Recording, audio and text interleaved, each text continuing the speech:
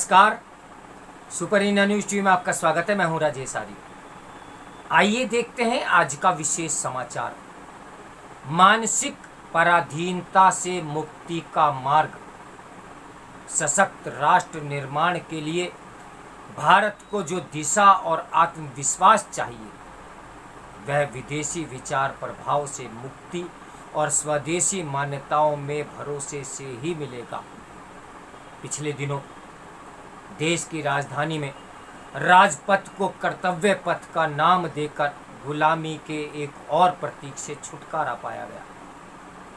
इसके पहले कोच्चि में INS विक्रांत को नौसेना को सौंपने के साथ प्रधानमंत्री ने भारतीय नौसेना के ध्वज को भी उसके उपनिवेशक अतीत से मुक्ति दिलाई। नए ध्वज से गुलामी के प्रतीक सेंट जॉर्ज क्रॉस को हटाकर राष्ट्रीय चिन्ह और अकड़े को उस नीले अष्टकोण में जड़ा गया जो कभी शिवाजी महाराज की नौसेना का चिन्ह हुआ करता था। ये कदम उस कड़ी का हिस्सा है जिसके तहत स्वतंत्रता दिवस पर प्रधानमंत्री ने देशवासियों से उपनिवेशवादी मानसिकता त्यागने की अपील की थी। यह आज़ादी के अमृत काल में लिए गए 5 प्रणों में से एक यानी मानसिक दासता से मुक्ति को दर्शाता है। यह थोड़े आश्चर्य की बात अवश्य है कि गौरवमयी इतिहास और सांस्कृतिक समृद्धता से परिपूर्ण उस भारत को स्वदेशी दृष्टिकोण का महत्व समझाना पड़ रहा है जो सभ्यता की दृष्टि से विश्व का प्राचीनतम राष्ट्र है। आज मानसिक गुलामी से मुक्ति की चर्चा भले ही अंग्रेजी राज में आज़ादी के 75 वर्ष बाद हो रही हो, परंतु इसके अवयवों से में अरब, तुर्क, अफगानी की अधीनता से उत्पन्न मानसिक विकार की उतनी ही महत्व रखते हैं जहां एक और भारतीय मानस पर अंग्रेजी या उसके व्यापक रूप में पश्चिम का अत्यधिक प्रभाव दिखता है, वहीं दूसरी ओर एक बड़ा वर्ग पाक कला से लेकर हिंदू त्योहारों तक को मुगलों की सौगात सिद्ध करने में लगा हुआ है। दोनों ही प्रकार की मानसिकता पराधीनता इस विश्वास से प्रेरित है कि भारत में संस्कृति हो या आचार विचार, परंपरागत ज्ञान हो या खान पान, ऐसा कुछ भी नहीं है जो गौरवशाली हो। इतिहास लेखन और शैक्षणिक संस्थानों और मार्क्सवादी प्रभाव ने ऐसी आत्मलज्जित पीढ़ियों को जन्म दिया जो मुगल काल और अंग्रेजी राज को देश के लिए वरदान समझती है। पराधीनता का भाव इतना प्रबल है कि हमारे बच्चों को ही भारत की खोज वास्को डी गामा द्वारा की गई बताया जाता है। इस हीन भावना के चलते देश में आज भी ऐसे ढेरों क्लब और रेस्तरां मिल जाएंगे जहां भारतीय पराधीन वर्जित है। इसी तरह बहुत से विद्यालयों में मातृभाषा में बात करने पर दंड दिया जाता है। गली गली कॉन्वेंट नाम वाले स्कूलों की भरमार या फिर एक्जोटिका, एंक्लेव, रिवेरा जैसे रिहायशी नाम दर्शाते हैं कि समाज में हीन भावना कितनी गहरी हो गई है। अब किसी भी समाज के लिए बाह्य विचारों और संस्कृति का बहिष्कार जड़ता प्रदान कर सकता है, परंतु पश्चिमी मूल्य दृष्टिकोण और फलस्वरूप पश्चिमी संस्थाओं में ऐसी अगाध श्रद्धा कि सिर्फ यही श्रेष्ठ दिखे न सिर्फ राष्ट्रीय स्वाभिमान पर चोट है बल्कि सामाजिक, राजनीतिक एवं और आर्थिक रूप से भी देश के लिए हानिकारक है। इस मनोवृत्ति का खामियाजा हमें कई क्षेत्रों में भुगतना पड़ रहा है। पश्चिम के हथियार निर्माताओं पर विश्वास के चलते न केवल भ्रष्टाचार और हथियार लाबी को पैर पसारने का मौका मिला बल्कि सेना का आधुनिकीकरण के भी अधर में लटक गया। कोविड काल में कोवैक्सीन को लेकर जो अविश्वास फैलाया गया वह सब ने देखा। एक लॉबी ने सरकार पर फाइजर को जल्दी अनुमति देने का लगातार दबाव बनाए रखा।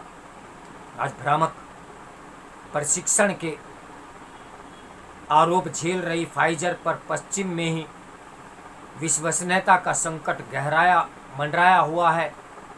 इस लॉबी का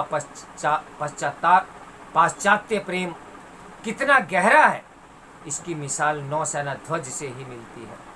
वास्तव में 2001 में अटल सरकार ने सेंट जॉर्ज क्रॉस को नौसेना ध्वज से हटाया था, परंतु 2004 में प्रसंग ने सत्ता में आते ही इसे वापस बहाल कर दिया। राष्ट्र जीवन में प्रतीकों का गहरा महत्व है, लेकिन मानसिक गुलामी के चलते आज सबसे बड़ी चिंता राजनीतिक मोर्चे पर खड़ी हो रही है।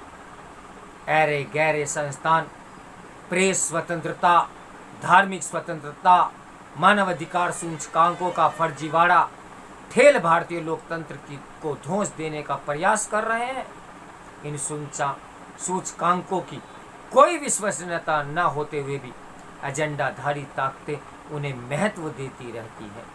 इसी क्रम में देश की राजनीति को न्यूयॉर्क टाइम्स और वाशिंगटन पोस्ट के माध्यम से साधने का चलन भी चल निकला है। हर प्रकार के भारत विरोधी एजेंडे को इनमें स्थान मिलता है। दिल्ली की राजनीति में भी ये पत्र उत्साहपूर्वक दखल दे रहे हैं। इसकी एक वानगी हाल में ही तब देखने को मिली जब दिल्ली सरकार के उप मुख्यमंत्री पर आबकारी नीति बदल कर किए गए भ्रष्टाचार के आरोप में की गई सीबीआई कार्रवाई का जवाब देने के लिए दिल्ली सरकार ने अपनी शिक्षा नीति की प्रशंसा में न्यूयॉर्क टाइम्स में छपे लेख को ढाल बनाया। ऐसी राजनीति तभी होती है जब समाज में पाश्चात्य प्रेम आत्म वंचना की हद तक रच बस गया हो।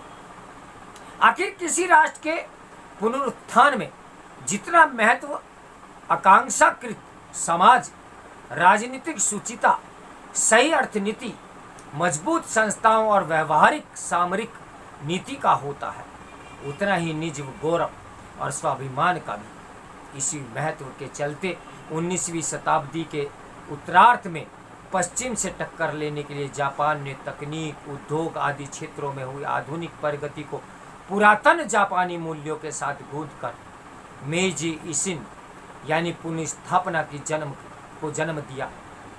हंगरी के तुरानवाद और दक्षिणी अफ्रीका का उम्बुटुकवाद ऐसे बौद्धिक आंदोलन रहे जिन्होंने स्वदेशी मूल्यों पर आधारित सामाजिक रचना का प्रयास किया। पश्चिम में पड़े होने के बावजूद ली कुआन यू ने सिंगापुर को एशियाई मूल्यों पर आधारित देश बनाने का बीड़ा उठाया। चीन ने भी शुरुआती उलझन छोड़ अपने लिए औपचारिक रूप से चीनी विशेषताओं वाले समाजवाद को चयन किया। आज तमाम विश्लेषक 21वीं सदी के भारतीय सदी होने का अपेक्षा कर रहे हैं, परंतु यह तभी संभव है जब भारत स्वदेशी चेतना को सभी क्षेत्रों में अंगीकार करे, वैश्विक चुनौतियों से निपटने और सशक्त समृद्ध राष्ट्र भारत के लिए को जो भी दिशा और आत्मविश्वास चाहिए था, वह विदेशी विचार प्रभाव से मुक्ति और स्वदेशी मान्यताओं से भरोसे से ही मिलेगा। उम्मीद करनी चाहिए कि प्रधानमंत्री मोदी का ये आह्वान आशातीत सफलता पाएगा। तो मेरे साथ बने रहिए सुपर इंडिया न्यूज़ टीवी की ब्रेकिंग न्यूज़ के लिए। नमस्कार, मैं हूँ राजेश आर्य।